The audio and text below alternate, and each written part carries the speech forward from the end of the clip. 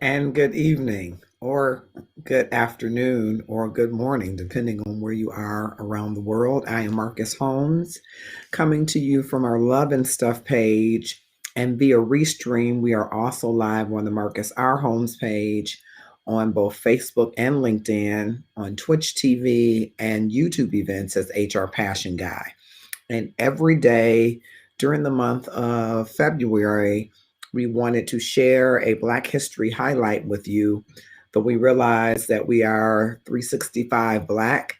We wanted to highlight some of the unique contributions and some of the unique excellence in Black community and diaspora to share with you. And so, thank you for joining me. I see that Bilal Muhammad, one of our Love and Stuff community members, has joined us. Thank you so much. I hope you will click share. We will be coming and you will hear different voices all month long of those. Yesterday we did Black Love. We're going to do um, Blacks in Politics, Blacks all throughout. And so if you want to join in sharing as one of those voices, inbox me at the Love and Stuff page or wherever you see an inbox on whichever platform that you might be. And so today we are going to be sharing some facts and maybe known facts, but we'll see if these are known facts to you. And I hope again that you will share this information. The George D. Widener Memorial Golden Medal was a prestigious sculpture prize that was awarded by the Pennsylvania Academy of the Fine Arts from 1913 to 1968. Established in 1912, it recognized the most meritorious work of sculptors modeled by an American citizen and shown in the annual exhibit. George Dunton Widener had been a Philadelphia businessman and director of the PAFA. He and his son, Harry, died in 1912 aboard the RMS Titanic. The Widener Gold Medal was retired in 1968, and the annual exhibitions were open to all American sculptors, but an individual could be awarded the medal only once. The sculptors Paul Manship, Albin Polasek, Malvina Hoffman, Carl Paul, Jenna Wine, Anna Hyatt Huntington, William Zorak, and Leonard Baskin were among its recipients. And on February 3rd of 1964, Geraldine McCullough. Originally trained as a painter, Mrs. McCullough adopted welding sculptor as her preferred medium after her husband, Lester McCullough Sr., introduced her to the technique. Geraldine achieved national and international recognition in the art community with her steel and copper sculpture, Phoenix, which received the George D. Widener Award for Sculpture on February 3rd, 1964. Since then, she has received numerous accolades and awards for her work. With many public and private installations, her creative genius will be shared for generations. She taught school at Wendell Phillips High School in Chicago and began exhibiting her paintings at various galleries across the country. Her husband helped her with her sculpting debut in 1963 at the Century of Negro Progress Exposition in Chicago. In 1965, after being awarded that sculpture award for Phoenix Rising, um, she said this about having that award being recognized. It seemed to me that the Negro, crushed so long under the weight of oppression, is now reborn and soaring toward complete freedom. That was the inspiration for Phoenix. But actually, what I tried to express in the piece was something more universal. That universal struggle of people and things, their wrestling with adversity, their eventual triumph, and the perfections that result from their struggle. As a renowned sculptor and painter, Geraldine came from humble beginnings. Born Geraldine Hamilton on December 1st, 1917, in Kingston, Arkansas, and raised in Chicago from the time she was 3 years old. She attended the Art Institute of Chicago for undergraduate and graduate studies, receiving her bachelor's degree in 1948 and her master's of arts degree in art education in 1955.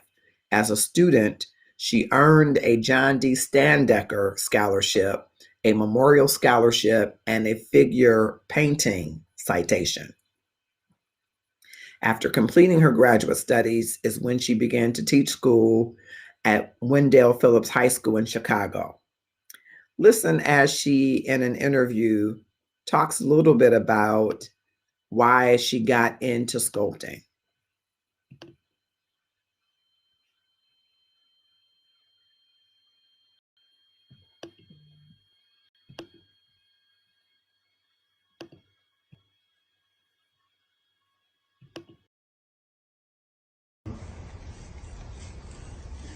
So now, how did you become a sculptor? Well, my paintings began to get third dimensional, and I started doing little tiny sculptures. And I have a friend that lived in St. Charles, Aurora. We had met at a camp I used to go to all the time, Circle Pines Camp. And they had, and she was an artist, a painter, and we were up at camp together. We both had taught in their craft shop. And so she invited me out to meet this scout that was going around looking at various works that come out. And I had all my old paintings together, and I had been working on these little soldered sculptures. Just fascinated with it, but the solder had acid in it, and all my fingers, I had little patches on each finger. Acid just would not. Anyway, I took 3 of these little, I was almost out the door when I went back and got them. And so the scout was there, and I showed him the work. I said, oh, I said, and also I have these 3 little pieces of sculpture. Hey, we'll take all you have. There's a Proctor Monson Museum in Ithaca, New York. And for a while I... Spell that? I can't hardly say. Too embarrassed. But that really... Starts with a P, right? Starts with a P at least, right? That part I know. Proctor is 3. Proctor or something. Proctor Williams and but it's